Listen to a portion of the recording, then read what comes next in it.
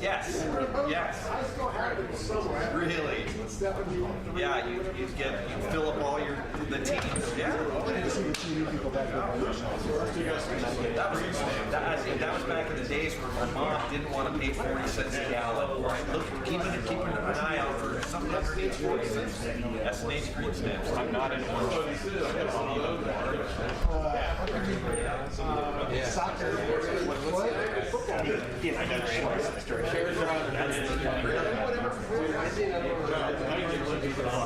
The remote's going to hit the back of My electric football game was Vikings Cowboys. Oh, really? Yeah. Well, he's Minnesota. He's not Yeah. Well, it was the thing. The kicker was unstoppable. So you got a lot of people rocking soccer robots. My wife, I think I was a little too old when I got it. Because when I said that at class, it was like one of the girls that made all the old for rocking soccer. Yeah. So my body is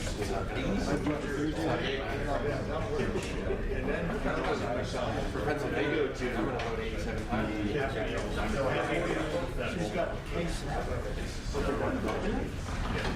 I did actually. United States men's national team. Yeah, it's like The country furthest. But you got New Zealand is a very large country. I don't know where it's very large population.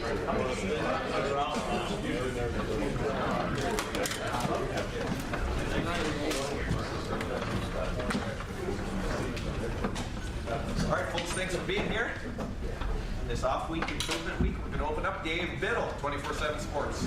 What are some of the main concepts that you just brought to the offense, and why do you like to push from the box? Well, anyone who's called the game will tell you that you can get yourself organized a lot easier being up in the box. Most play callers want to get their next series organized.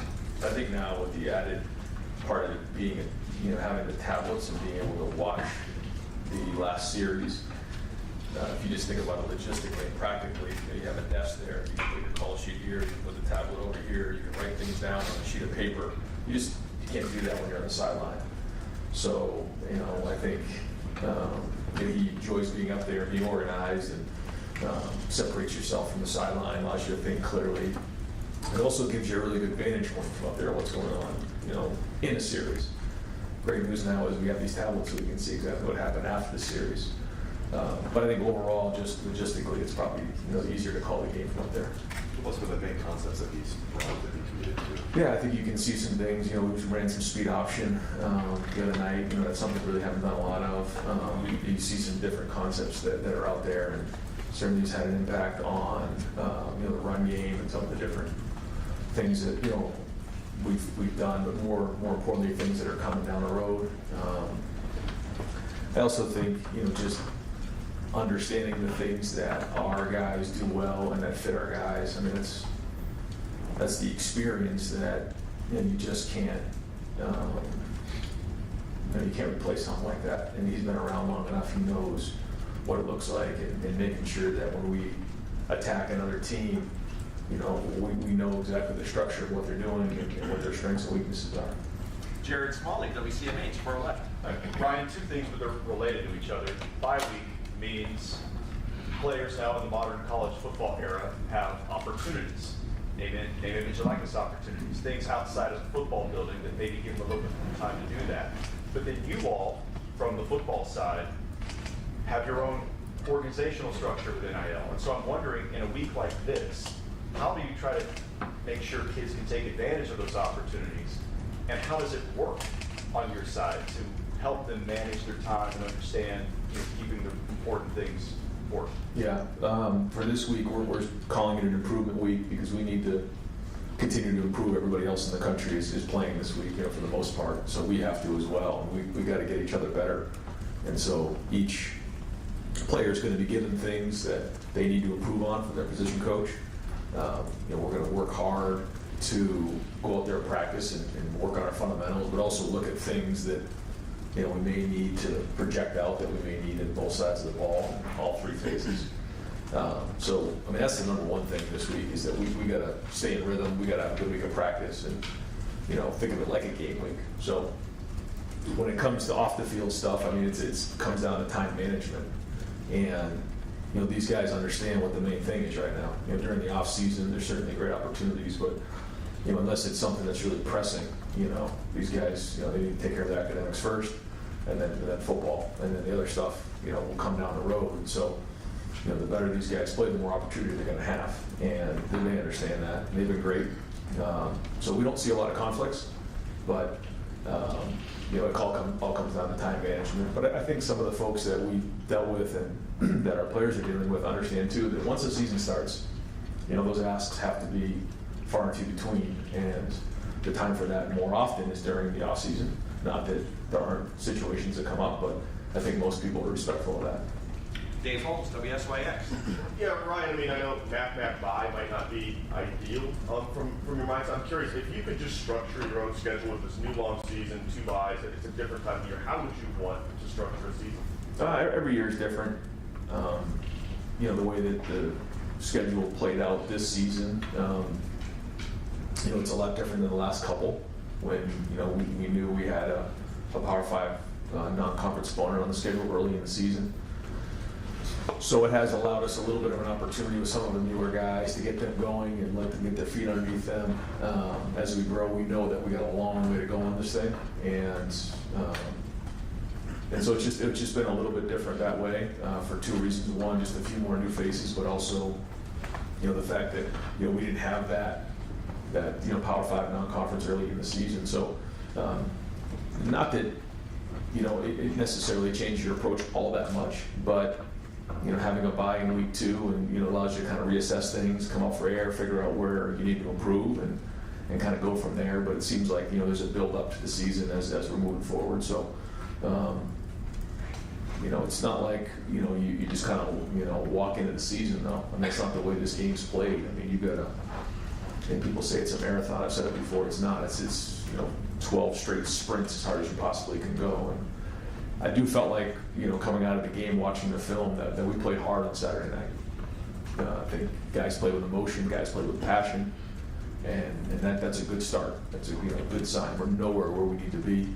I think the good thing about this team is they would tell you these guys have played a lot of football. Even some of the guys that have come in, like Will and Seth, these guys have played football before. They know that this is just the beginning. Like, we're literally just getting out of the starting gates. But to see the guys play with the energy and passion and effort that we had on Saturday night, that's a good start as we move forward. Rob Waller, Columbus Dispatch.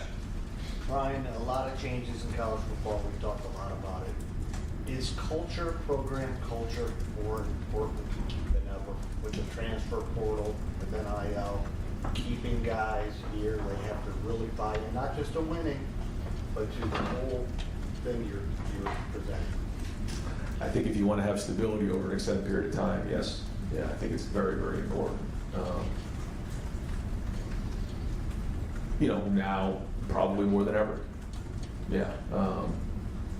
And I think when you're at Ohio State, understanding those that have come before, understanding the tradition, understanding what it means to be a Buckeye is a big part of that. And so during the recruiting process, or even during the acquiring of the 7 transfers that we brought in, they have to understand what it means. You can't just bring in somebody to, be a quote unquote mercenary where they just come in and play and then leave. That's not what Ohio State is. And so our focus is on recruiting great people, developing them, retaining them, which is what we did this year. There's been a lot of talk about, numbers getting thrown out and everything. Well, the majority, if not, 90% of it was retaining our roster. And that's what it's all about. And that's important here at Ohio State, to make sure that the guys who decided to be Buckeyes in the recruiting process, the guys who stuck with us when they had an opportunity to go to the transfer portal, the guys who decided to come back, who had an opportunity to go to the NFL, that we were able to retain them. Because there's a lot of talent in that locker room, but the majority of them were already on the team. And that's the recipe, is recruiting great people who understand what it means to be a Buckeye and developing them and retaining them. Cameron T. Robinson, The Athletic. Ryan, you talked a lot in fall camp about building off O-line depth with the illness that kind of hit the group. Yeah.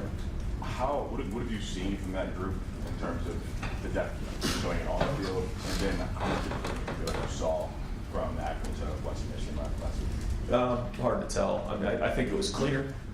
I think there's still, this is everybody across the board. I mean, you know, you look up at the end of the game and score is what it is. We weren't looking at the score. But there was effort. I mean, there was good plays. There was one play, Josh Fryer's running 50 yards down the field. There's a couple plays where Tegra's taking somebody and finishing them into the ground, like Seth McLaughlin up at the second level, finishing guys. You know, on the long run or the long throw to Jeremiah, where you know he turned and obviously ran away from everybody. Josh Simmons, which you know everyone's looking over here, he's finishing a guy into the sideline. You know that's to me what we need to continue to work on and focus on and build on. That being said, I think that things were cleaner, but it's just a start. Bigger challenges ahead, but there is encouragement out of that group, and I did think that the guys who came in the second half, the O-line was a group that again was it perfect? No. But I did feel like coming out of this game, it was better than it was the last couple of years, where we were finishing at the end of games. Guys were competing. If you don't play 15 plays, you can't grade out a champion.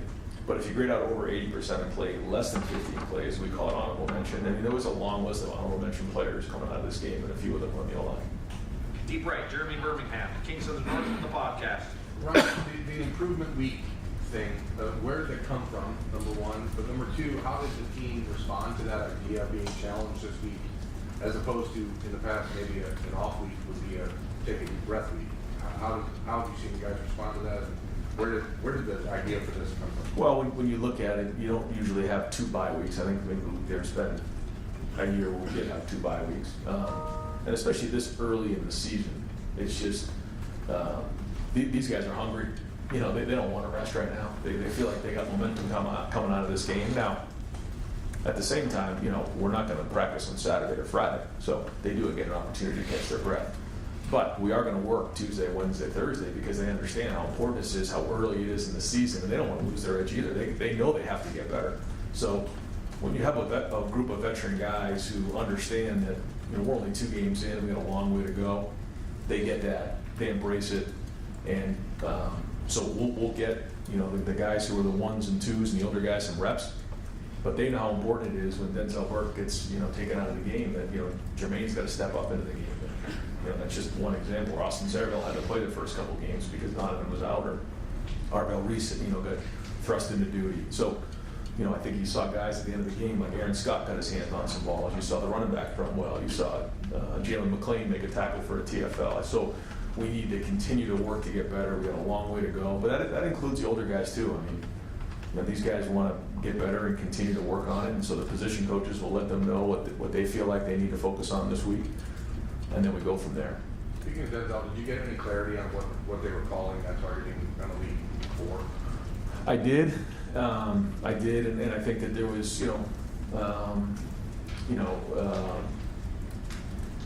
a couple different opinions of that after the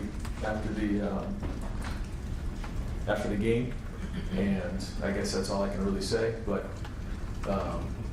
that's all I can say. I wish I could say more. Joey Kaufman, Columbus Dispatch. Ryan, you guys had a later game last week and a chance to watch maybe some of the earlier games. Did you get a chance to watch Carnell at Syracuse? Just what you mean maybe his start to? No, it looks, he's off to a great start. I've only seen a few highlights, and it looks like he's doing a great job. And looks like the first couple games he's got in a good rhythm. He's got a great win this past weekend. So happy to see him doing well so far this season. Have you gotten used to in college football seeing some of the guys who were once connected with your QB playing elsewhere? I know it's a lot different. You know, you see Quinn had a great win obviously this past weekend, and Joe, and obviously we've had our great quarterbacks here as well. But it's the way of the world, and I think that's one of the reasons in recruiting that, and we sell that to guys too, is that when you come to Ohio State, you're going to get developed at a high level at every position. But at quarterback, I take a lot of pride in that, and the fact that we develop guys at a high level, and that even if you were to leave, we don't want you to leave, but even if you were to leave, it's still time well spent and invested. And so, you're happy when guys go on and do well, even though, you want to retain as many guys as you can. That's our whole culture, but it's just the way of the world. So, happy to see Kyle do well. He won some great games here and poured a lot of effort into the program. So, but it's like that with I think Joe Royer is doing well down at Cincinnati, and so we follow those guys and want to support them. Austin Ward's podcast. Ryan, what have you learned about Will through those 2 starts, and what would be the improvement week challenge for him? I think for us, seeing Will out there, it's all new, it's fresh, his first game, quote unquote, but he's played a lot of football. He's got a poise out there, he's got a command out there that you can feel. I don't know if you guys feel it watching it, but I feel it on the sideline. He's able to take the practice and the meeting to the game, where sometimes when you get into a game, like they don't see it. The information coming back is like, whoa, we've got an issue here. He sees it. I think, and I said this like during the preseason, I didn't feel like we'd get an idea of the type of impact that Will would make until he was actually playing in a football game. That's just kind of the way he is because of his size, his ability to run. You've seen him extend some plays. You've seen him now with his feet a little bit, which will continue. And he's made some very accurate passes. There's other ones, though, for sure, that I know he wants back. And to me, it just comes down to his feet, and we'll continue to work on those type of things.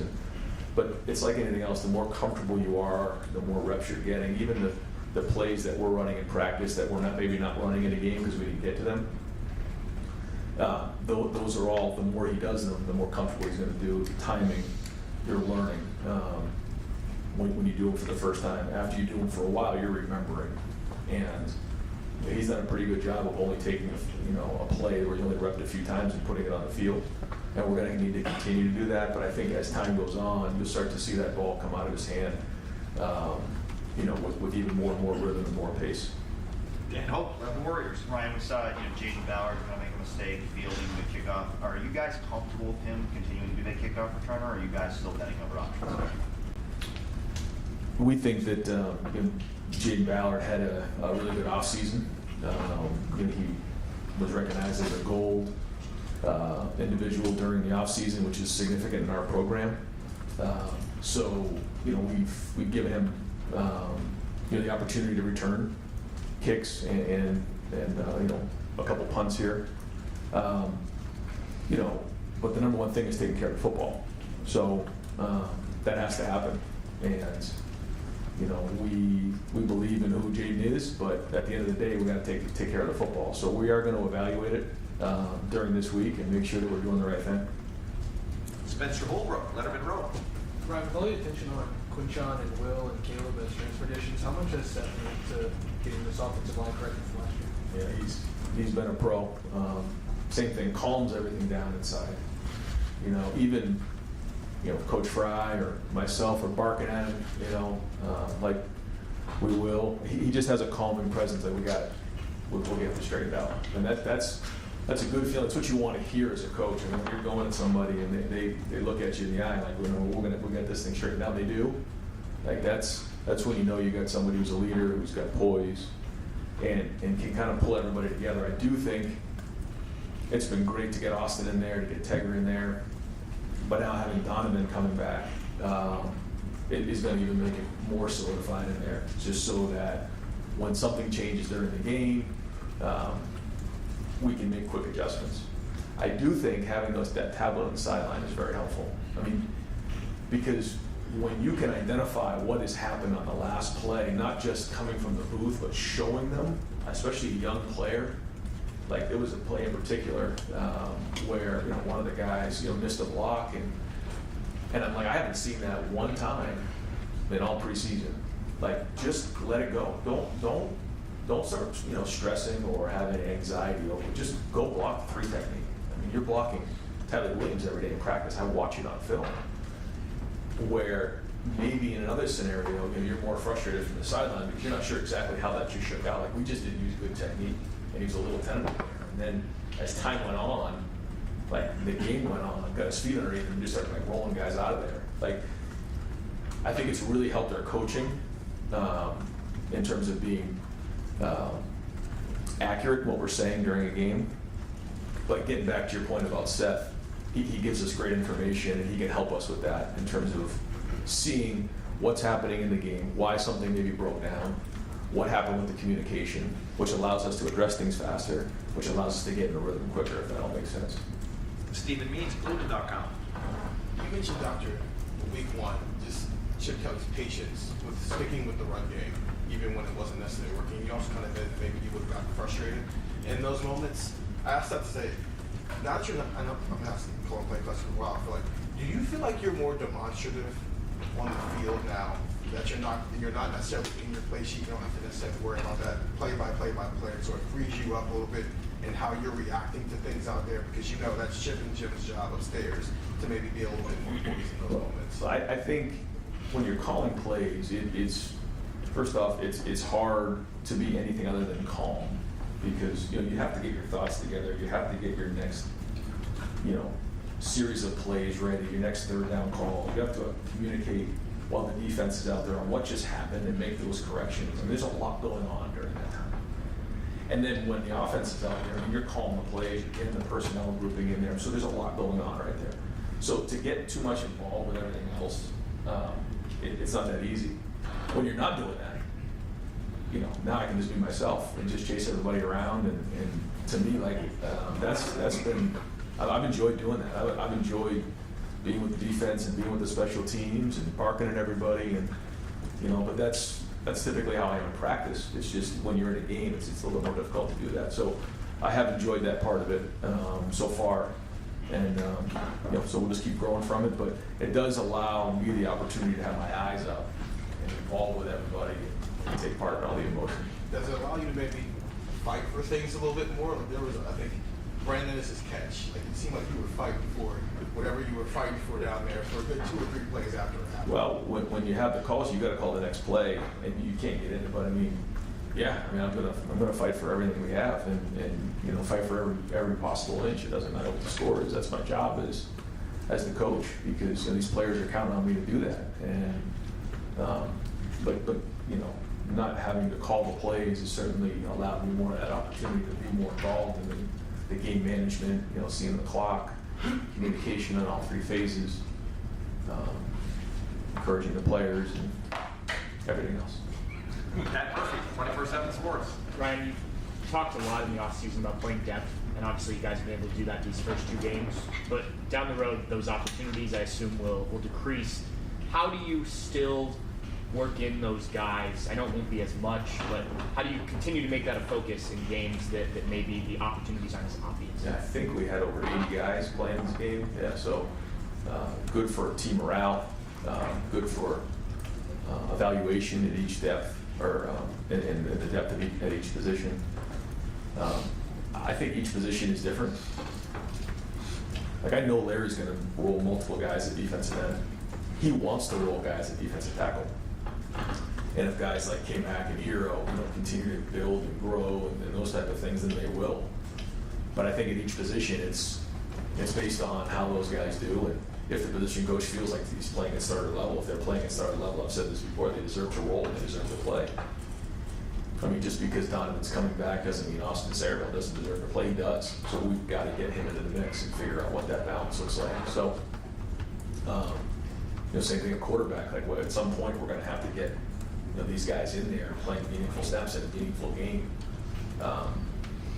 So it'll just depend on each position where they're at, and then those guys got to help on special teams, and then obviously when injuries pop up, they got to be ready to go. So we'll just keep evaluating as time goes on.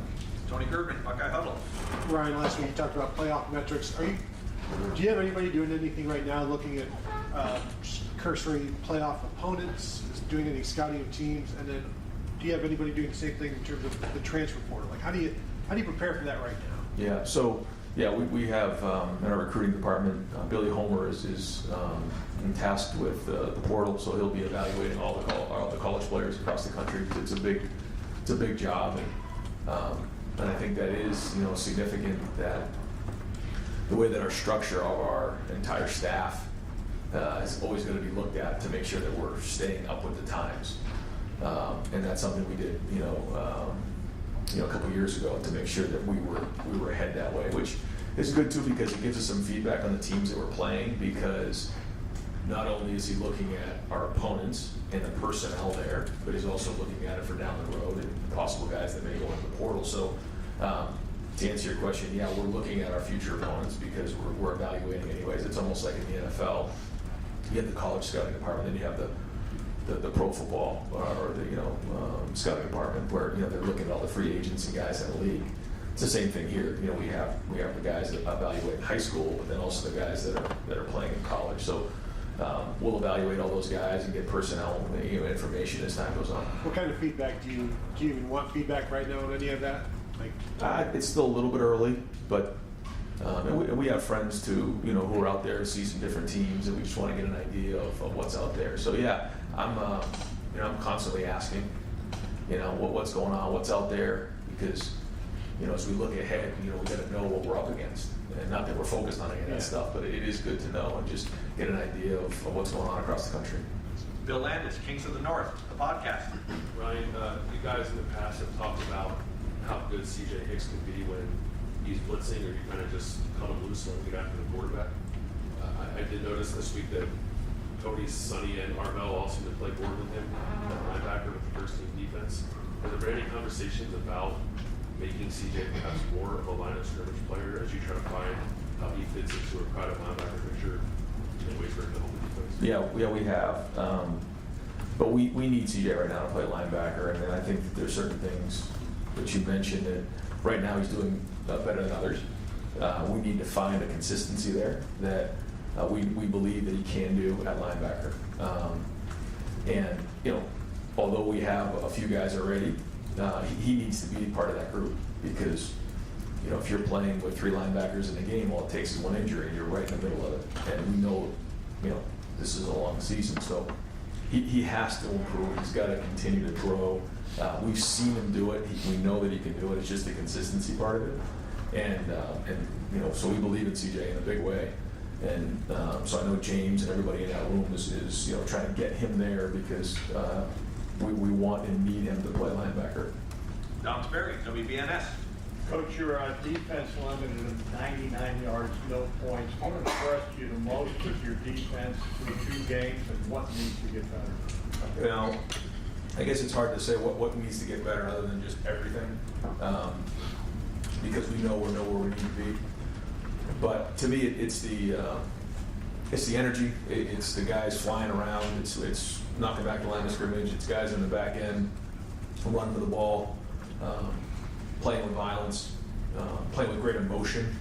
You can just feel it. You can see it, and that's what we want.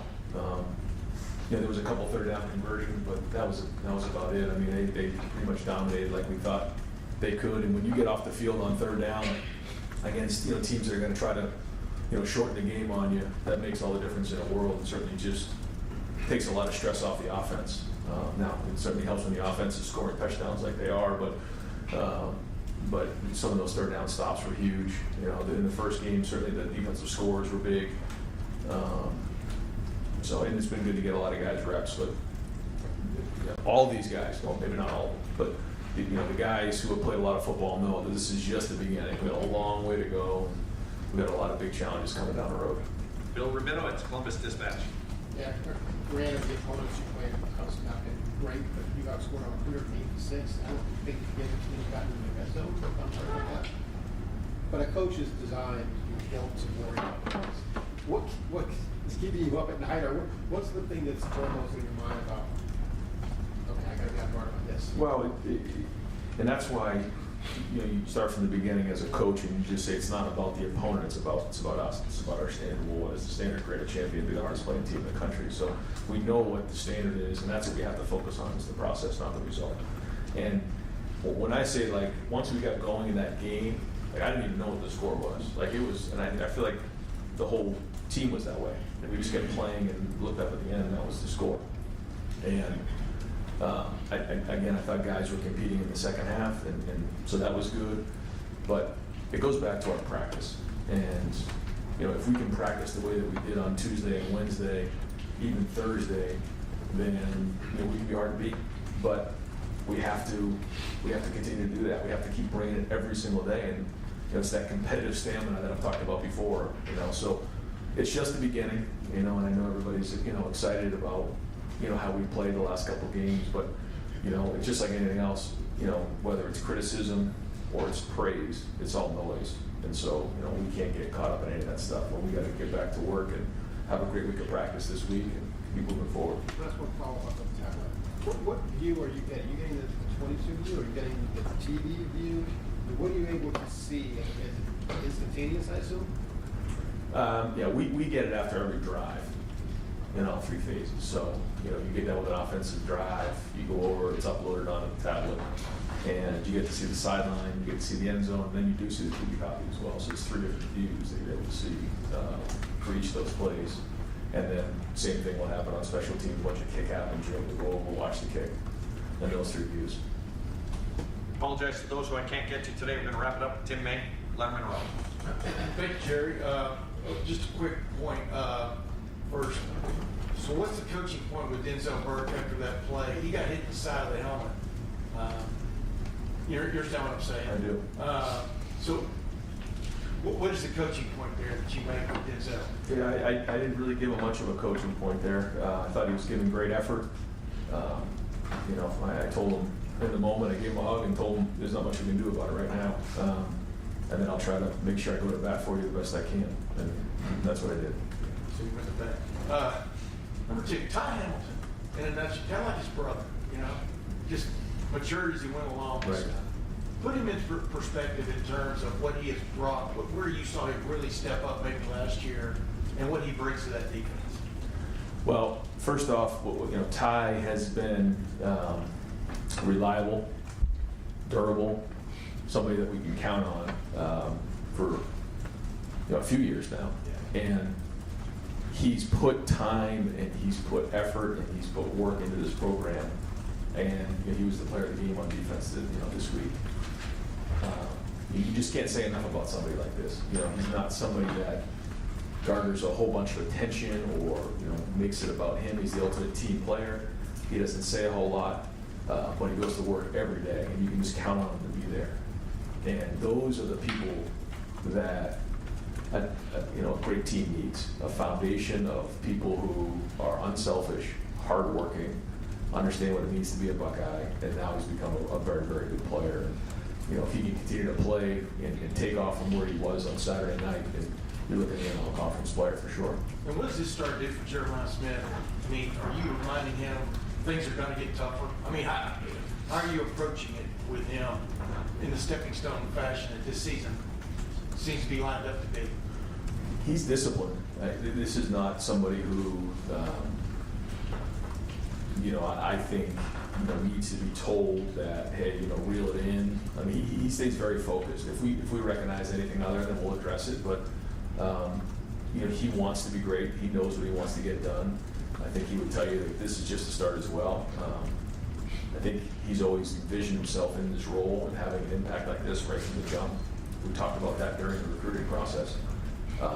And so it started in January. It actually really started during the high school process. And then in January he got here and stepped right into the role. So although he's young, I think he's wise beyond his years, the way that he approaches the game. And so we'll keep a close eye on it. But right now, he's staying very hungry. Coach, thank you very much. Yep.